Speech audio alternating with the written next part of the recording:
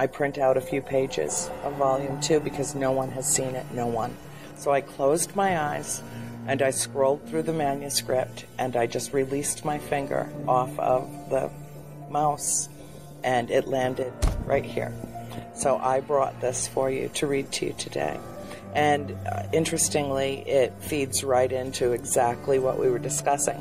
You know, I start and I end every chapter with a very compelling quotation that is appropriate to the subject matter. So that's what I did. And this chapter is called Blessings and Curses. And it begins with, "Never to suffer would never to have been blessed." Edgar Allan Poe. One of my favorites. He was a nut job, okay? Yeah, I'm perfectly normal compared to that man. Yeah, he's got some stories. Yeah. There were too many blessings to count. Blessings abound when someone knows where to look, and if one is looking everywhere all the time, they will be seen like spirit itself, omnipresent. In spite of their trials and tribulations, there was perpetual lightheartedness, an ethereal spectral wonder about being in the place they truly loved. The children were particularly tolerant of what their mother perceived as a curse. It was the price they paid to have the home they adored, and it was not such a heavy toll most of the time. When escape became necessary, there was always the fair woods, so lovely, dark, and deep. Promises to keep to one another. They protected their mindset by traveling all together to a peaceful pond or a babbling brook. The girls learned early how to count their blessings.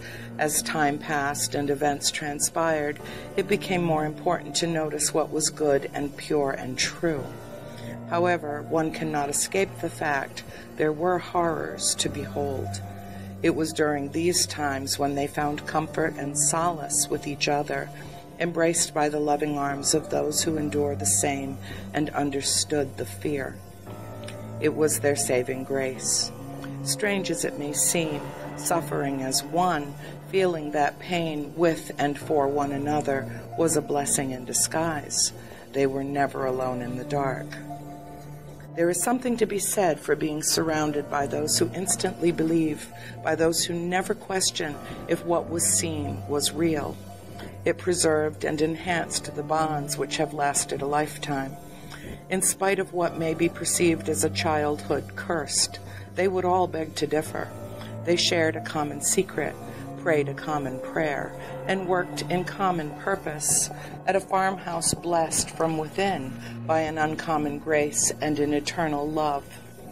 The decades spent steeped in discovery was the ultimate childhood adventure, for better or worse, richer or poorer, in sickness and in health, for as long as they lived, or perhaps even longer. When someone is young and has no sense of how fragile life is, being surrounded by and reminded about death can be a saving grace in its own respect. There is nothing wrong with having a healthy respect for death. It helps a mindful soul become more aware of the intrinsic value of life.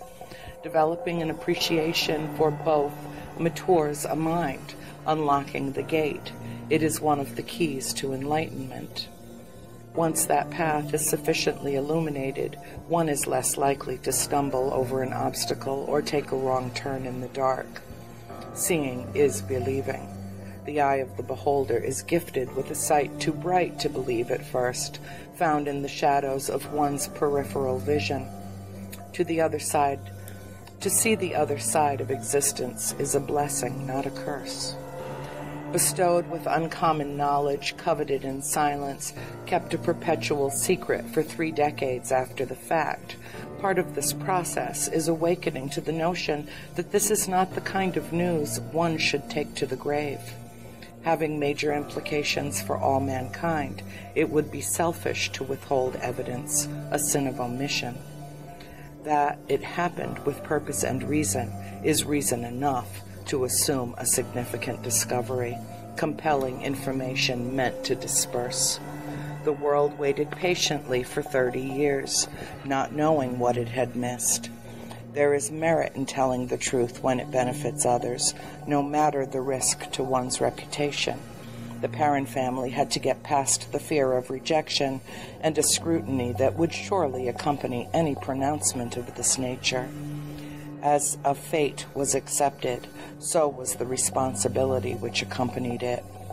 To bear witness to such events, then to divulge the details in earnest, requires courage. There are elements of this memoir which are quite literally unbelievable, thus requiring a leap of faith. Therein lies the risk, not being believed. There was a time when such rejection seemed a fate worse than death. No more. They overcame their fear of mortals in much the same way they overcame the fear of immortal souls. With the awareness came a willingness to cast doubt aside and share with those who do believe, so they too may find some peace. To live unencumbered, free of the fear of death. To embrace the moment is a holy endeavor. To be in touch with the planet, observing the transition from darkness to light at dawn. To feel the earth spin, to feel its vibration beneath bare feet is a gift. As a variation on a theme, they have put the old Yankee adage to good use: live free or die trying. Ask any of the children what they think about those years. The best decade of my life. What a blessing. Valuable lessons were learned. To live in the moment, unconcerned about the hereafter, is liberating.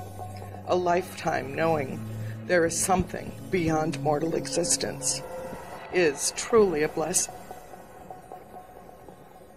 Who would consider such uncommon knowledge a curse?